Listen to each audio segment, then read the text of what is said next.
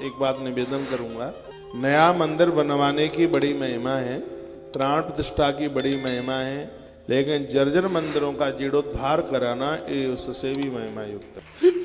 आपके घर के आसपास मंदिर हैं, वहां जाया करें, सूती कपड़ा अपने थैले में डाल के लेके जाओ, प्रतिमाओं को साफ करके आ जाओ।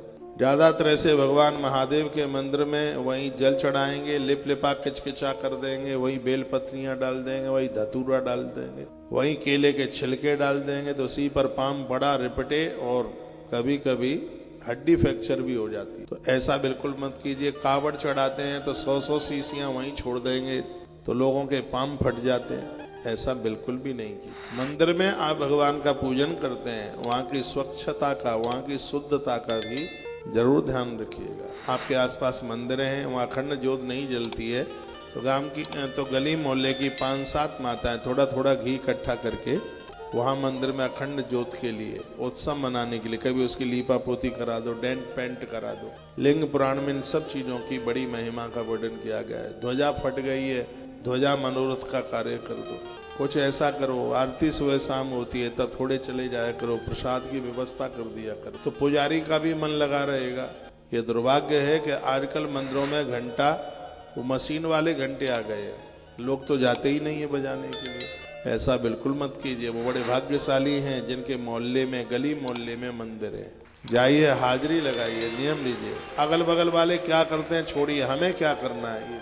इन कथाओं से मंदिरों के प्रति लोगों की श्रद्धा बढ़ रही है। नहीं तो शंकर जी के मंदिरों में तो प्राय किवाड़ी बंद रहते थे, कोई पहुंचता ही नहीं था। लेकिन वर्तमान समय में भगवान महादेव के मंदिर भी बड़ी जोर से चमक रहे हैं, भीड़ लगी है लोगों की, जल लोटा लेकर के जाते हैं। हर हर महादेव। कोई भी मंदिर हो, हनुमान जी का, महादेव का, दुर्गा मैया का, कोई भी मंदिर हो, उनको साफ सुथरा करना, वहाँ के उत्सव मनाना, यह जवाबदारी है, जिम्मेदारी हमारी है। मुझे बड़ा अच्छा लगता है जब यहाँ से कथा शाम को छूटती है तो इस बट वृक्ष के नीचे कुछ माताएं जोत जला रही होती हैं, कुछ वंदन प्रणाम कर रही होती हैं, कुछ परिक्रमा कर रही होती हैं। तो इतनी सावधानी से जोत जलाइए कि बगल में जीजी खड़ी है, कहीं उसकी साड़ी न जल जाए साथ में। हाँ, नहीं तो आप अगरबत्ती धूप बत्ती में आप इतने जल्दी में होते हैं, कभी तो अपने ही कपड़ा जला लेते हैं, तो उसमें थोड़ी सावधानी बरतिएगा, ध्यान रखिए। वो तो हमने इतनी अनुमति नहीं रखी है, नहीं तो यहीं दिए जला जला करके सब चद्र भद्र जला करके रख देते, एक ही दिन में पूरा कर दे। वो तो इतना कंट्रोल रखा गया है, नहीं तो थोड़ी सी भी ढील अनुमति दे दी जाए तो बेलपत्र कहीं होता, पुराण कहीं होता और हम कहीं लुढ़क रहे होते।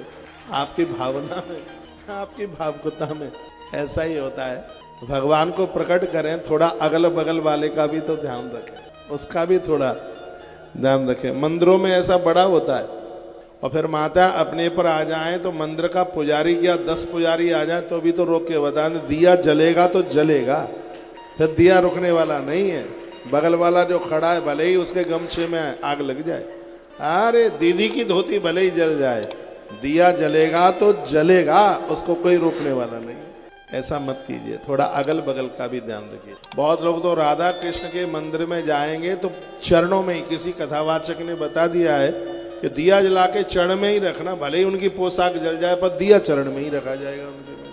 हाँ, जब सूर्य भगवान को यहाँ अर्घ देते हैं, सूर्य भगवान वहां स्वीकार कर लेते हैं, तो प्रतिमा से थोड़ा दूर जला करके रखोगे, देवता तो भी दिए को स्वीकार कर लेंगे थोड़ा, वो तो वहीं रखेंगे। बिल्कुल मंदिरों में देखा है, पेड़े का डिब्बा लेके जाएंगे, फिर भगवान के मुंह के ऊपर लपेटेंगे, उसके मुंह पर जब तक नहीं लगा। किसी ने बोल दिया है, पता नहीं किसने कह दिया कि पेड़ा लेके जाओ, भगवान के होठों से जब तक न लगाओ तब तक तो भोग लगता ही नहीं है। तो अब फिर मुंह के ऊपर वो लपेटने में लगे हैं, कंपटीशन में ओड़ी ओड़ा।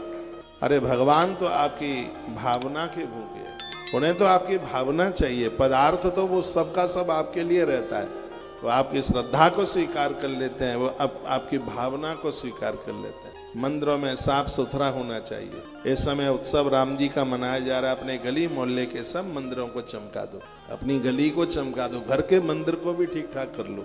22 तारीख को सुंदरकांड का पाठ करो, रामायण के बालकांड की कुछ चौपाइयाँ हैं जिसमें प्रभु राम जी का भव्य चरित्र है, उसका पाठ कर लो। हम भारतीय लोगों के लिए और ये बड़े आनंद की बात है। एक बार जयकारा लगाओ, बोलो बांके बिहारी लाल की जय हो।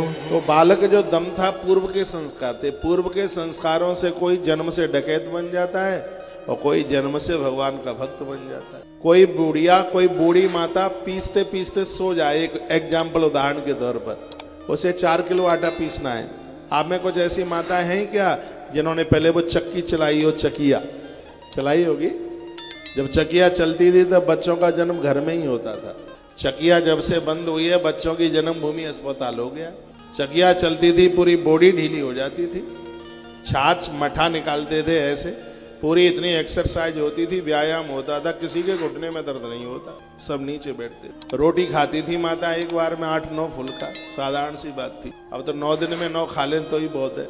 हाँ, रोटी नहीं जाती अंदर, और ये तमाम चीजें वो चली जाएगी, चाउमीन और क्या क्या होता है, सब चाइनीज बन रहे हैं, सब चाइनीज चल रहा है, ढोकला और पता नहीं क्या क्या। मुझसे तो ज्यादा नाम नहीं आते, मैंने खाया ही नहीं है तो नाम मुझसे आएंगे कहाँ से।